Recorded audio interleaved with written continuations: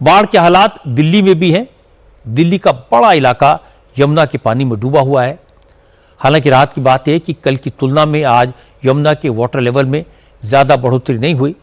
Hathnikund barrage से कल की तुलना में कम पानी छोड़ा गया, लेकिन यमुना अभी भी खतरे के निशान से 2 मीटर ऊपर बह रही है। इस वजह से यमुना बाजार, Majnu ka Tila, Kashmiri Gate, Civil Lines, Mukherjee Nagar, Mayur Vihar समेत कई इलाकों में पानी भरा हुआ है। आज नदी का पानी यमुना बैंक मेट्रो स्टेशन के बाहर वाली सड़क तक पहुंच गया। स्टेशन के दरवाजे बंद करने पड़े। हालांकि मेट्रो सर्विस पर इसका असर नहीं पड़ा। दिल्ली सचिवालय के सामने सैंडबैग लगाकर पानी को रोकने की कोशिश की जा रही है। कश्मीरी गेट बस अड्डे के अंदर भी वाटर लॉगिंग है। रिंग रोड पर भी पानी भरा हुआ है। इस वजह से दिन भर लोगों को ट्रैफिक जाम से जूझना पड़ा।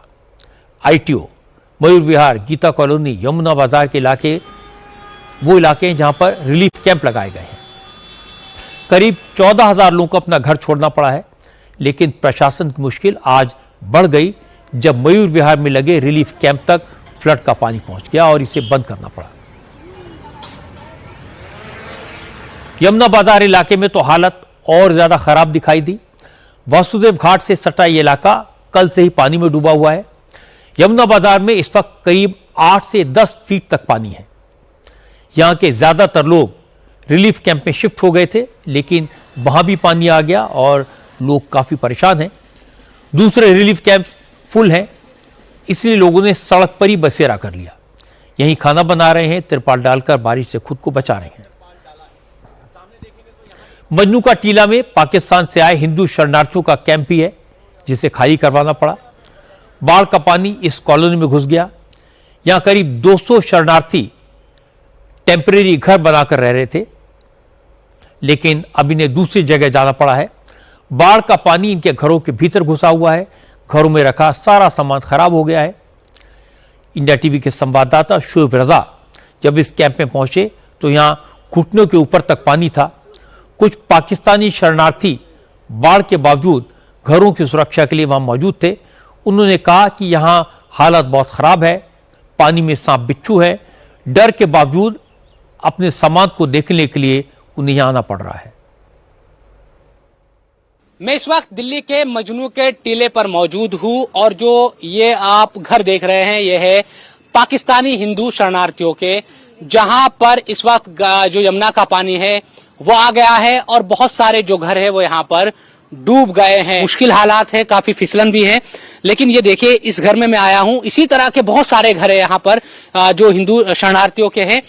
पूरी तरीके से घरों में पानी भर गया है। लोग दूसरी जगहों पर ये अपना घर छोड़कर, जाहिर सी बात है, न रहने लायक यहाँ जगह है, न बैठने लायक जगह है। तो ये कितने घरों में बहुत सारी घर इसी तरह से डूब गए हैं? तकरीबन 200 परिवार है, 70-80 घर तो डूब चुके हैं। जैसे ये साइड की पट्टी है ना, ये टोटल डूब रखी है। दूसरे रोड में रो रहे हैं, कोई स्कूल में बच्चे रह रहे हैं, कोई हमारे जैसे कोई सामान वामान के लिए, सेफ्टी के लिए कोई थोड़ा बहुत निकाला, थोड़ा बहुत अंदर जाते हैं तो इतना बड़ा पानी आ गया तो अंदर नहीं, डर की वजह से नहीं जा रहे हैं। सांप भी, बिच्छू भी ज्यादा है।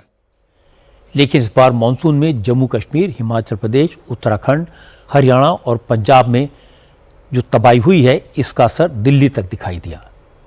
बाढ़ के हालात पर आज सुप्रीम कोर्ट ने भी चिंता जताई। सुप्रीम कोर्ट ने कहा कि तस्वीरें देखकर ऐसा लगता है कि जैसे बाढ़ प्राकृतिक आपदा के बजाय मैन मेड डिजास्टर है। चीफ जस्टिस BR गवई ने कहा कि उन्होंने हिमाचल, उत्तराखंड और जम्मू कश्मीर से आई फ्लैश फ्लड की मीडिया रिपोर्ट्स और वीडियोस देखे हैं। पहली नजर में ऐसा लगता है कि पेड़ों को गैर कानूनी तरीके से काटा जा रहा है। पहले इंसान ने नेचर से छेड़छाड़ की और अब नेचर पलटवार कर रही है। विकास और पर्यावरण के बीच बैलेंस जरूरी है। सुप्रीम कोर्ट ने अवैध कटाई को लेकर सुमोटो कॉग्निजेंस लेते हुए जम्मू कश्मीर, हिमाचल, उत्तराखंड, पंजाब सरकार को नोटिस जारी करके 3 हफ्ते के भीतर जवाब मांगा। सुप्रीम कोर्ट की चिंता जायज है, क्योंकि हिमाचल और उत्तराखंड से कई वीडियोज आए हैं जिसमें बड़े बड़े लकड़ी के टुकड़े बहते हुए दिखाई दिए हैं। यह सीन पुष्पा फिल्म की याद दिलाता है। ऐसा लगा जैसे किसी ने बड़े बड़े पेड़ काट कर रखे हों जो बाढ़ के पानी में बहते हुए दिखाई दिए। इस पर वाकई में गंभीरता से ध्यान देने की जरूरत है।